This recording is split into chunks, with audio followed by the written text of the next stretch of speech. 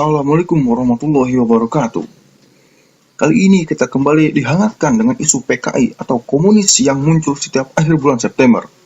Sebelum dimulai, saya harap Anda sekalian menyimak video ini hingga selesai, karena mungkin banyak informasi yang belum diketahui dan memang wajib diketahui agar paham. Mari kita mulai menyusun analisis ini dari rentang tahun 1945 hingga 2020. Perang Dunia II selesai di Eropa atas penjajahan Nazi Jerman pada 8 Mei dan di Asia Pasifik atas penjajahan Jepang pada 2 September 1945. Amerika dan Uni Soviet mulai berperan menjadi negara adidaya. Indonesia pun menyatakan kemerdekaannya pada 17 Agustus 1945. Jerman dibagi jadi 4 wilayah di bawah kontrol Inggris, Prancis, Amerika, dan Uni Soviet. Perang dingin dimulai. Soviet membentuk Kominform yang merupakan nama lain dari Biro Informasi Partai Komunis dan pekerja sebagai forum resmi Gerakan Komunis Internasional. Amerika pun membentuk program containment dan doktrin Truman untuk menghadang pengaruh komunis. Di Indonesia, Musso melakukan pemberontakan di Madiun dan Pati, sekaligus mendeklarasikan Republik Soviet Indonesia di kedua kota itu. Namun hanya bertahan beberapa hari setelah ditumpas oleh TNI. Perang Korea pun pecah. Korea Utara di bawah kendali Soviet berperang melawan Korea Selatan di bawah kendali kapitalisme Amerika. Hasil akhir seimbang pada 1953, sehingga kedua negara ini sampai sekarang tetap berdiri.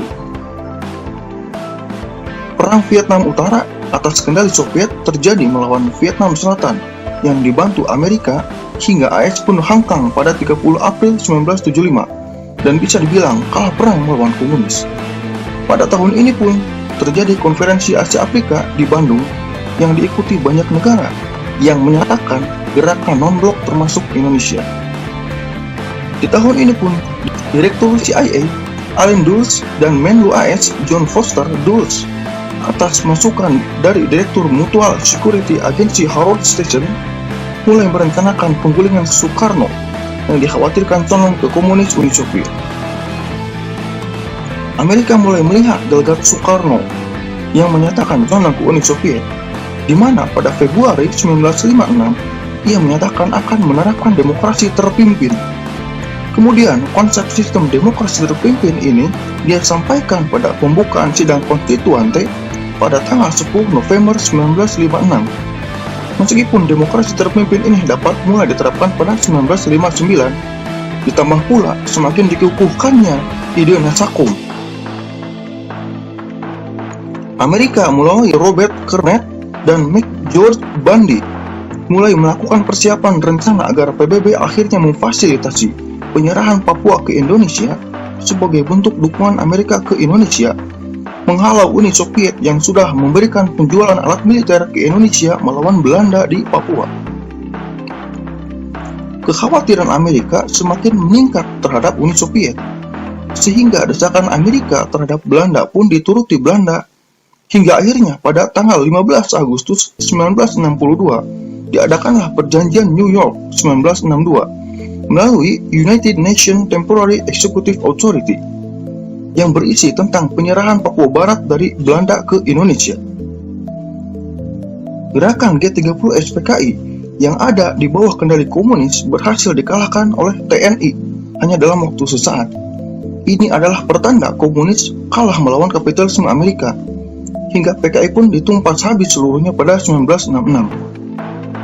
Januari 1967, pemerintah mengesahkan UU Penanaman Modal Asing nomor 1 tahun 1967.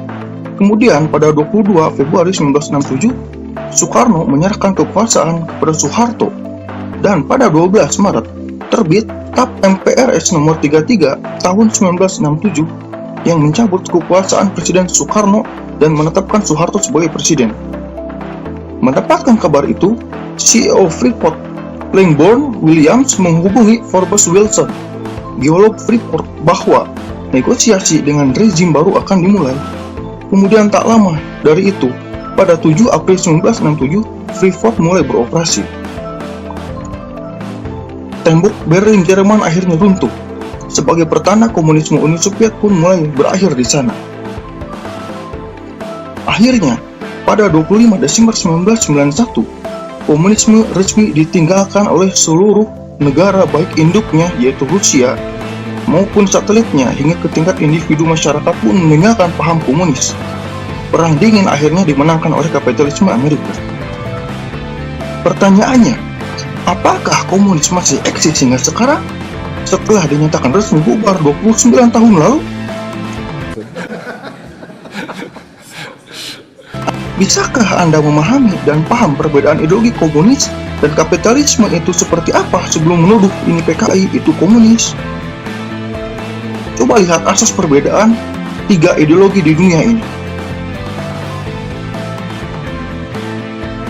Mengapa Anda begitu benci terhadap Cina? Kenapa tidak pernah merasa benci terhadap Amerika? China. I have to have my China. China. Sadarkah bahwa isu komunis dan sebutan PKI hanyalah permainan intelijen AS untuk menumbuhkan kebencian masyarakat Asia Tenggara terhadap Cina yang mulai mendominasi ekonomi di jalur program Belt and Road Initiative-nya? Sudah tahukah bahwa AS dan Cina sedang perang dagang? Tahukah pula mereka sedang bersih tegang di Laut Cina Selatan? Tahukah bahwa India sebagai satelit Amerika sedang bersih tegang dengan Cina di Ladakh? Semua ini hanya pertarungan antara kapitalisme Amerika dengan kapitalisme Cina. Mereka sama-sama kapitalisme, karena sudah tidak ada lagi sama sekali ideologi komunis di dunia ini. Jika Cina masih komunis, maka dia hanya akan jadi negara miskin seperti Korea Utara hingga saat ini, karena menerapkan asas-asas ideologi komunis dan tidak akan menjajah secara ekonomi di Indonesia sebagai ciri khas kapitalisme. Apakah teror, ancaman, dan konflik itu hanya ciri khas komunis saja? Lalu bagaimana dengan perbuatan Amerika sebagai negara kapitalis di Suriah, Afghanistan, Mesir, Yaman, Sudan, Irak, dan banyak negara boneka bentukan AS di Timur Tengah yang terjadi hingga detik ini? Oleh karena itu, kita harus lebih telitilah dalam menelaah fakta.